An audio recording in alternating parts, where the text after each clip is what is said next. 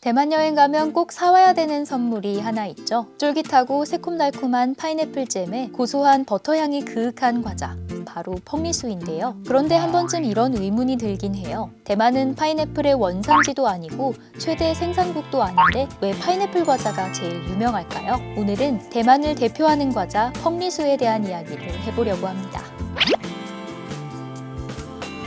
펑리수를 중국어로 하면 펑리수인데요. 이름을 뜯어보면 펑리는 파인애플, 수는 바삭바삭한 식감의 중국식 페스트리 혹은 파이를 뜻하는데요. 영어로는 파인애플 케이크로 번역하고 있어요. 대부분 사람은 펑리수 안에 든 쫀쫀한 소가 당연히 파인애플이라고 생각하지만 사실 일반적인 펑리수 안엔 파인애플보다는 중국에서 똥과라고 부르는 박과 식물 동화가 더 많이 들어간다고 해요. 파인애플만 넣어 만든 건 두 펑리수라고 해서 맛이 좀 더 새콤하고 식감도 다르답니다.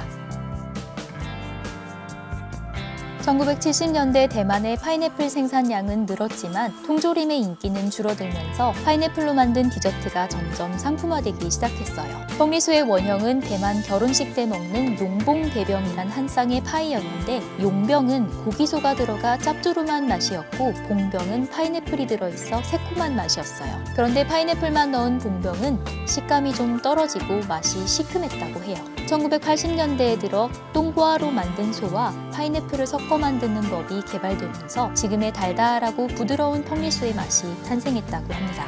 일본이 대만을 통치하던 시기 일본 본토에서 유학한 대만의 한 제과점 주인이 크기가 접시만큼 크고 둥근 형태였던 중국 전통파이 봉병을 서양식 제과 기술을 적용해 지금의 쿠키 같은 식감의 네모난 모양인 펑리수로 개량했다는 설도 상당히 유명합니다.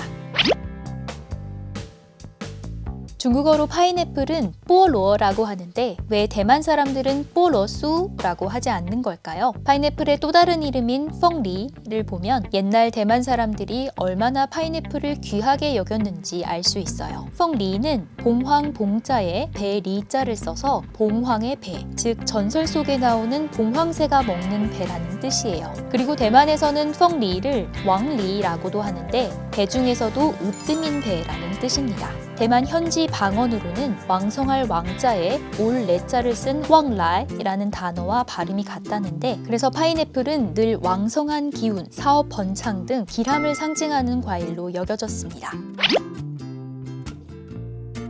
대만에는 파인애플과 관련된 재밌는 풍속이 또 있는데요. 대만 사람들은 결혼식 피로연이나 축제 등에서 파티 테이블 한가운데에 파인애플을 올려놓곤 합니다. 앞서 말한 것처럼 파인애플의 길상의 의미가 있고 또 옛날에는 워낙 귀한 과일이었으니 그럴 법도 하지만 여기에는 또 다른 역사적 배경이 숨어 있습니다. 파인애플은 중남미 카리브해가 원산지인데요. 한때는 하와이가 주요 재배지로 유명했지만 현재 파인애플의 최대 생산국은 카리브해의 코스타리카, 인도네시아, 필리핀 순이라고 합니다. 대만은 아시아에서 처음으로 파인애플을 본격적으로 재배한 지역인데 파인애플로 만든 펑리수가 대만의 인기 간식이 된 것도 이런 연유에서라고 볼 수 있죠.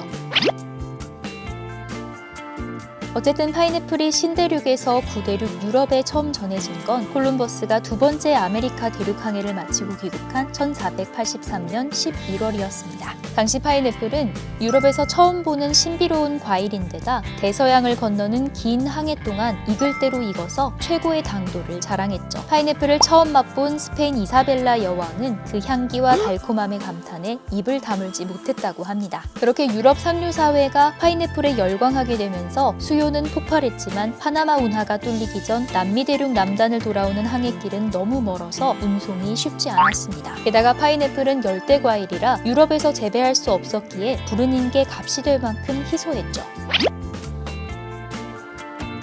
거의 100년에 가까운 세월 동안 유럽인들에게 파인애플은 그림의 떡이었지만 17세기 초 스페인에 이어 해상 무역을 장악해 부를 축적한 네덜란드에서 드디어 파인애플 온실 재배에 성공합니다. 하지만 400년 전 온실 재배는 엄청난 비용이 들었고 그 덕에 파인애플의 몸값은 여전히 상상을 초월할 정도로 비쌌습니다. 지금의 화폐 가치로 한 개 가격이 수백만 원에 달했고 비싼 건 1만 달러, 즉 1,400만 원에 거래되기도 할 정도였으니까요.